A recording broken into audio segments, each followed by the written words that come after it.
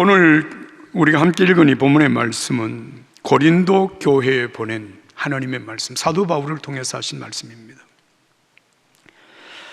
고린도 교회는 참 미성숙한 신앙으로 말미암아서 교회 안에 분열이 일어나고, 그 분열로 말미암아 교회 안에 교인들끼리 싸우고 다투는 일들이 계속되는 것입니다. 그런데 하나님은 이 일을 통하여서 합력하여 선을 이루어 가시는 역사를 만드십니다.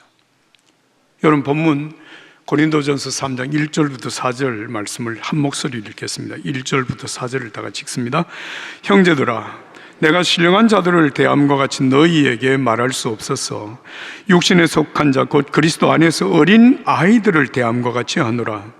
내가 너희를 젖으로 먹이고 밥으로 아니하였노니 이는 너희가 감당하지 못하였음이거니와 지금도 못하리라. 너희는 아직도 육신에 속한 자로다. 너희 가운데 시기와 분쟁이 있으니 어찌 육신에 속하여 사람을 따라 행함이 아니리요. 어떤 이는 말하되 나는 바울에게라 하고 다른 이는 나는 아볼로에게라 하니 너희가 육의 사람이 아니리요. 고린도 교인들이 서로 분열해 싸웁니다. 어떤 사람들은 나는 바울에게 속했다, 그래 바울파다 이렇게 말하고, 어떤 사람은 나는 아볼로파다. 여기 싸우는 거예요. 팔을 나누어서 싸웁니다. 여러분, 이미 우리가 읽었습니다만 고린도전서 1장 10절 이하의 말씀을 보면 여기에 두 파가 더 플러스 되죠. 바울파, 아볼로파가 서로 분열해서 싸우니까 그거 보기 싫은 사람들이 아이고 나는 게바파, 다시 말하면 베드로파 하겠다. 베드로파가 생깁니다. 그러니까 그것도 꼴이 보기 싫다 그래서 또 파가 하나 생기는데 우리는 아예 그리스도파를 하겠다. 교회가 사분오열이 되어서 싸웁니다. 그런데 여러분, 왜 이렇게 분열돼서 싸우는 것일까요? 물론 결론적으로 말씀을 드리면 그들의 신앙이 아직도 미숙하기 때문이라고 하는 사실은 분명합니다. 그런데 여러분, 미숙하기는 하지만 이들이 싸우는 이유, 그것은 여러분 나무랄 수 없는 부분이 있습니다. 무슨 얘기인가 하면 우리가 따르는 이 신앙의 노선이 더 신앙적이고 더 하나님이 원하시는 길에 가깝다는 겁니다. 그리고 우리가 교회를 섬기고 사랑하는 방법이 너희들보다 더 탁월하다, 더 옳다라고 얘기를 하는 것입니다. 그러니까 이쪽에서는 우리가 더 낫다고 얘기하는 거죠. 이래서 교회가 분열해 싸우는 거예요. 요즘으로 말할 것 같으면 고린도 교회 안에는 신앙의 충성 경쟁이 이루어지고 있었다라고 이렇게 표현을 할 수 있습니다. 신앙의 충성 경쟁, 여러분 보셨나요?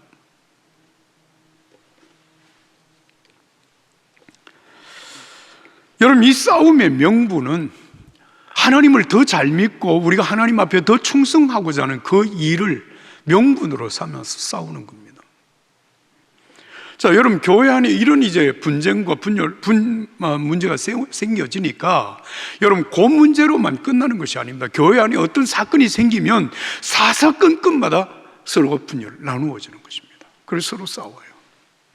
고린도 교회 안에는 사실 많은 문제들이 있었습니다. 교회 안에 음란 문제도 있었고, 세상 법정으로 교회 문제를 끌고 가 싸우는 경우도 있었고요. 우상 숭배, 재물을 먹고 안 먹는 문제 때문에도 나누어서 싸우고, 머리에 수건을 써야 되냐 말아야 되냐 이 문제 가지고도 싸우고, 성만찬을 어떻게 할 것이냐 뭐 이런 문제, 성령의 은사 중에 어떤 것이 더 크냐, 그래서 서로 싸우는 겁니다.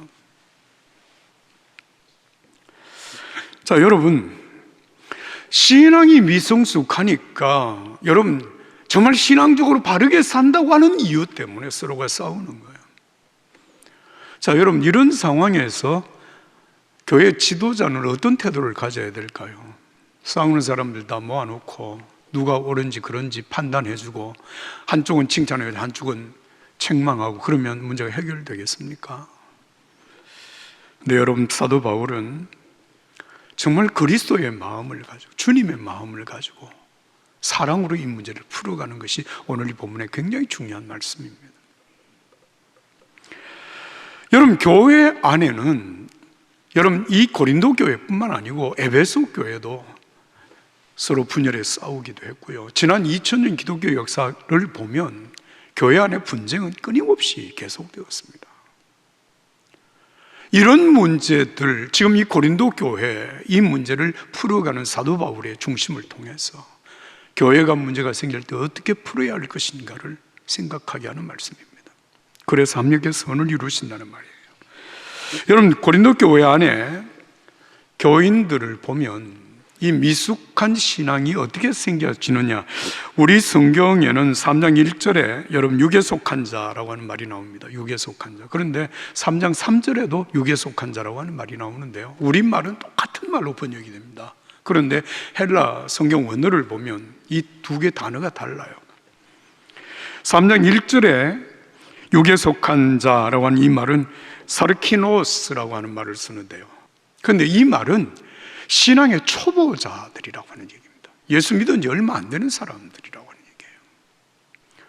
근데 사실 여러분, 고린도 교회가 사도 바울에 의해서 복음이 전파되고 교회가 세워지고, 그리고 사도 바울이 지금 고린도에 문제가 많다고 하는 사실을 듣고 이 편지를 쓸 때까지, 여러분 복음이 전파되기 시작한 때로부터 이 글이 전해지는 시간까지 시간이 얼마 정도인가 하면 4년입니다. 4년.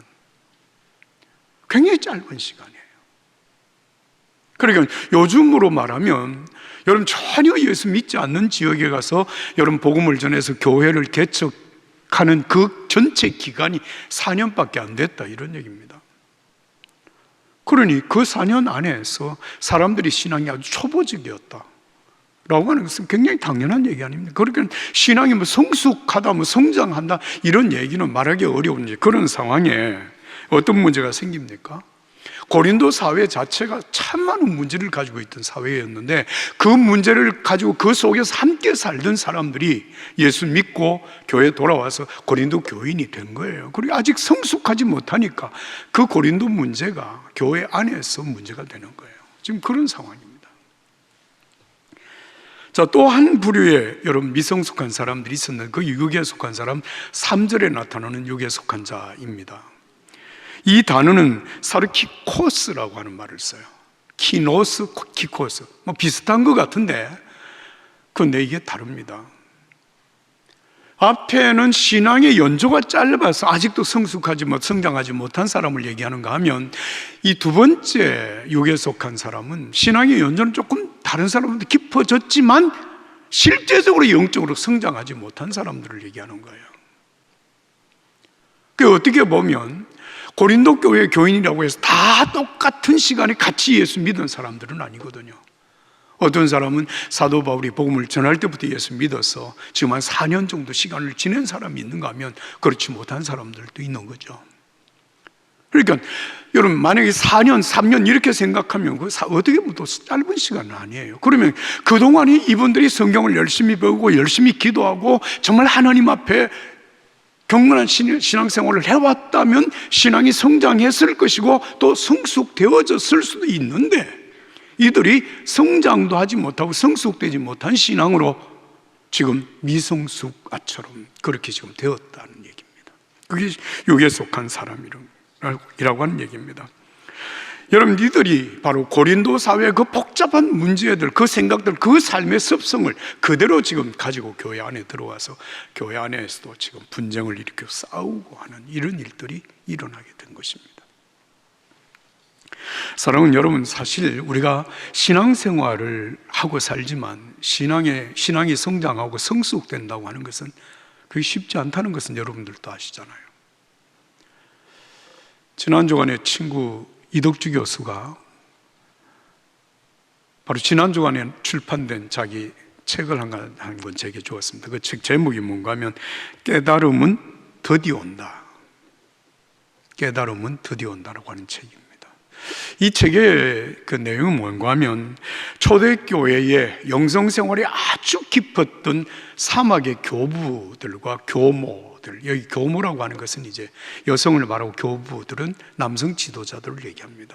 그들의 교훈을 정리를 해서 깨달음은 드디어 온다라는 책을 썼어요. 이 책을 보면 여러분, 사막 교부들의 조상이라고 말을 할 수 있는 사람이 누군가 하면 성 안톤이라고 하는 사람인데, 이 사람은 주 251년에 태어나서 주 356년에 세상을 떠났으니까 약 한 104세? 104세 정도를 사신 분입니다. 이분은 아주 부유한 집안에서 태어났는데 나이가 20살이 되었을 때 부모님들이 다 세상을 떠났어요. 여동생 하나를 양육을 해야 되는 그 책임을 지고 있는데 재산의 대부분을 팔아서 가난한 사람들에게 나누어 주었습니다. 그리고 24살이 되었을 때 그 여동생을 다른 사람이 맡기며 재산의 일부를 넘겨주고 자기는 은둔 생활을 시작을 합니다. 은둔 생활이라고 하는 말은 속세를 떠나서 경건 생활에 집중하는 세월을 시작을 했다는 것입니다. 그런데 여러분, 세상을 떠나서 은둔 생활을 시작을 했지만 사단의 시험과 유혹은 끊임없이 계속되었습니다. 신앙생활이 그렇게 쉽지 않다라고 하는 얘기입니다. 은둔 생활을 시작한 지 10년 정도가 지났을 때 정말 이제는 내가 정말 내 모든 것을 다 주님께 맡겨야 되겠다고 하는 그런 마음의 결심과 함께 믿음의 순간을 경험하게 되었다라고 얘기를 합니다. 그리고 그로부터 또 10년이 지난 후에 정말 예수님을 인정하고 예수님과 함께 동행하는 신앙생활이 무엇이라고 하는 것인지를 깨달았다고 해서 그는 자신이 영의 사람이 되었다라고 그렇게 표현을 했습니다. 저는 이 책을 읽으면서 이런 생각을 해보았어요. 안토니처럼 우리는 세속을 떠나지도 않고 일상생활을 하면서 정말 우리 신앙이 성장하고 신앙이 성숙화되어져 간다고 하는 것이 이게 정말 쉬운 일일까 생각을 해보니까 참 암담해요. 여러분, 고린도 교회가 영적인 미성숙함 때문에 교회 안에 서로 분열해 싸우고 다투고 문제가 복잡해진 이 상황, 여러분, 이 상황 속에서 사도 바울은 그들을 영적인 성숙함으로 이끌고 가기를 원했던 것입니다. 그래서 표현한 말씀이 내가 여러분들에게 밥으로 먹이지 아니하고 젖으로 먹인다, 이런 표현을 합니다. 여러분, 젖은 누구에게 먹입니까? 어린아이에게 먹이는 거잖아요. 어린아이에게 젖을 먹일 때 어떻게 먹입니까? 품에 안고 먹이잖아요. 그게 사랑입니다.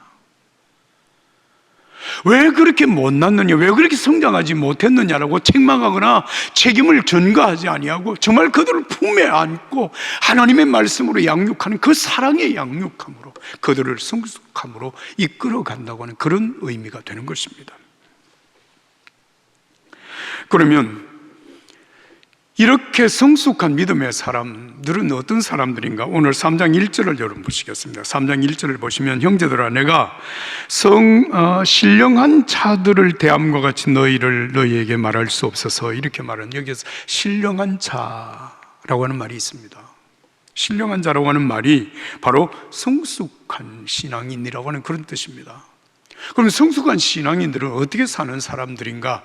여러분, 오늘 이 본문의 말씀 5절부터 9절까지 말씀을 한 목소리 읽겠습니다. 5절부터 9절입니다. 그런즉 아볼로는 무엇이며 바울은 무엇이냐?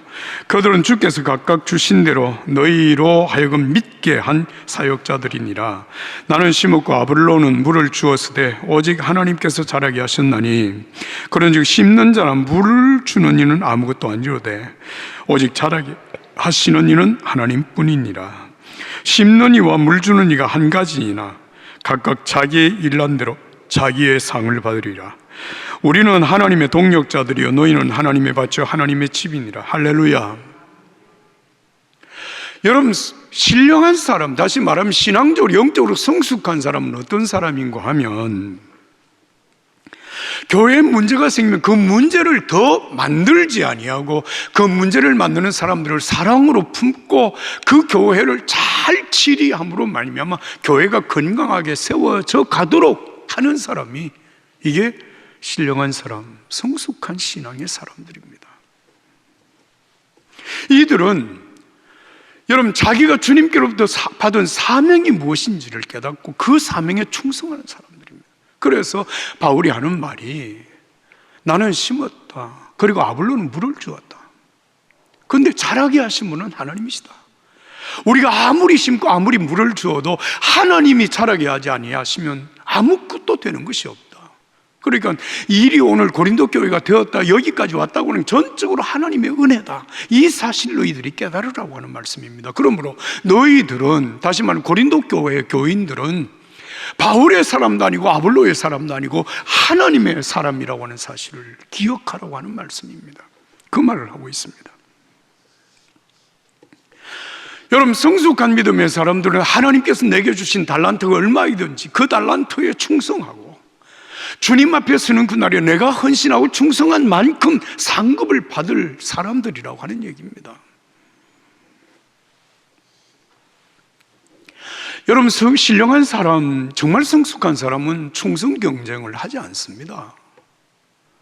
왜? 달란트를 주신 주님의 그 달란트의 분량이 각각 다르기 때문에 그 달란트에 충성하면 그 충성한 만큼 하나님께서 복을 주시기 때문입니다. 왜 충성 경쟁을 합니까? 경쟁할 이유가 없습니다.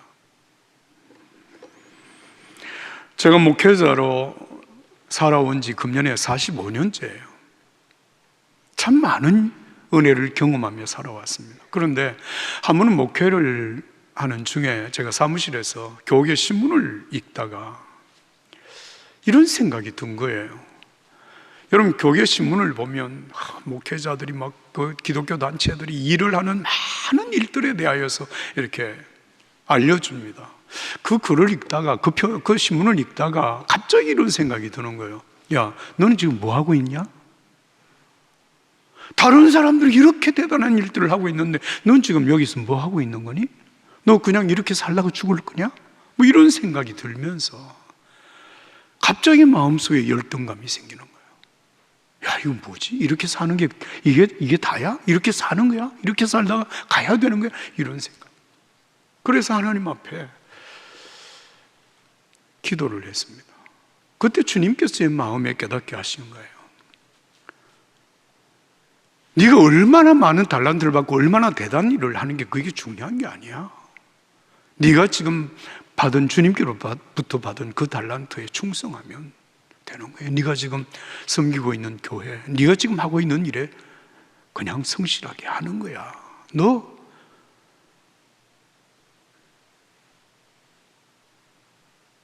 예수 믿고 구원받아 하나님의 자녀가 될 뿐만 아니라 교회 목회자가 된 것 아니야.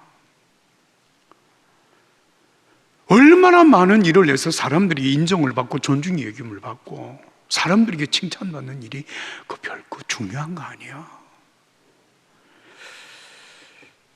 그러면서 스스로 제가 하는 일을 합리화하는 것이 아니라 제가 하고 있는 일이 소중하다고 하는 사실을 깨닫게 되었습니다.